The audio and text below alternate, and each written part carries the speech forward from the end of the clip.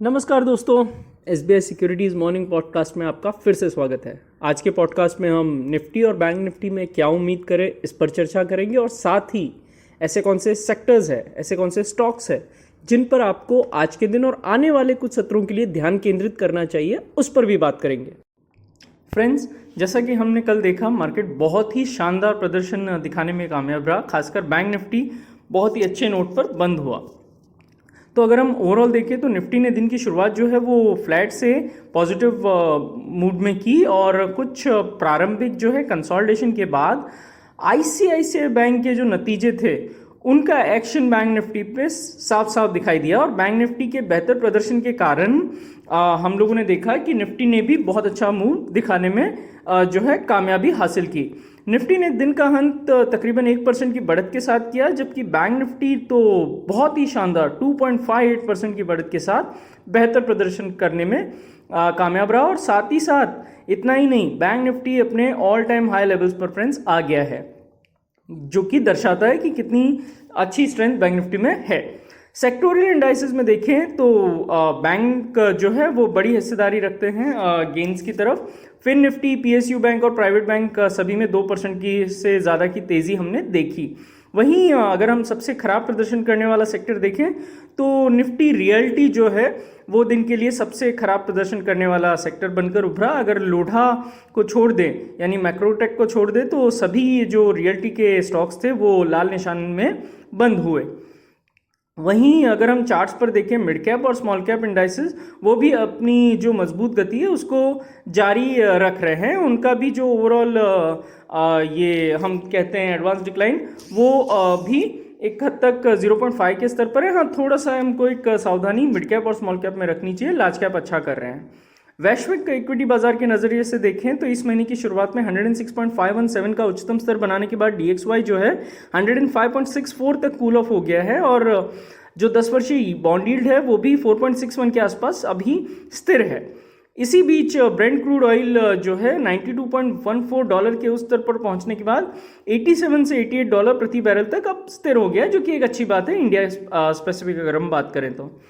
बात करें निफ्टी के लेवल्स की फ्रेंड्स, अब तो आगे बढ़ते हुए 22,540 22,500 ये जो रेंज है वो सपोर्ट के रूप में कार्य करेगी। और अगर हम देखें कि अगर ये लेवल नीचे की तरफ आता है तो 22,400 से 22,350 तक के लेवल तक मुनाफा वसूली देखी जा सकती है। वहीं अगर अपन ऊपर के लेवल की बात करें तो 22,770 से 22,800 तक निफ्टी जो है अपनी तेजी को जारी रख सकता है। OI डेटा पर आए तो निफ्टी पीसीआर वर्तमान में 1.25 पर है और गति अगर हम देखें तो स्पष्ट रूप से अगर हम देख रहे हैं तो सीधी सी बात है बुल्स के फेवर में यहाँ पे नजर आ रही है। 22,600 22,500 के स्ट्राइक में पुट राइटिंग हमें नजर आई है, वहीं 22,700 और 22,800 के स्ट्राइक पर कॉल राइटिंग नजर आई है। इसका मतलब ये कि आने वाले कुछ दिनों के लिए 22,800 और 22,500 ये मोटा मोटी एक रेंज जो है निफ्टी के लिए निकल कर आ सकती है।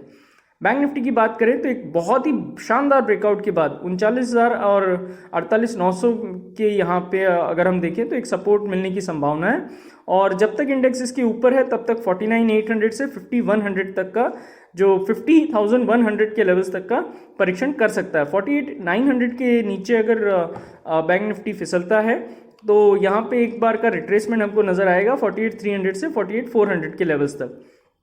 OI पर्सपेक्टिव से देखें तो 1.77 पर पीसीआर प्लेस्ड है। 49,500 49,800 के स्ट्राइक में जो है कॉल में और 49,300 49,200 और 49,000 के पुट में एक अच्छा खासा राइटिंग हमने देखा है। तो ओवरऑल अगर मैं एक्सपायरी पर्सपेक्टिव से बात करूं तो 48,900 और 50 जो 1000 है उसकी एक मोटा मोटी रेंज जो है बैंक निफ्टी में नजर आ सकती है। बात करें मोमेंटम में रहने वाले सेक्टर और स्टॉक की तो बैंकिंग के अलावा कल के कारोबारी सत्र में निफ्टी मेटल में मजबूत खरीदारी की गति दिखी। वहीं विशेष रूप से हम देखें तो अपोलो, APL अपोलो, इसी के साथ साथ टाटा स्टील, जिंदल स्टील और वेदांता जैसे बड़े जो नाम हैं उनमें बेहतर प्रदर्शन के संकेत दिख रहे हैं।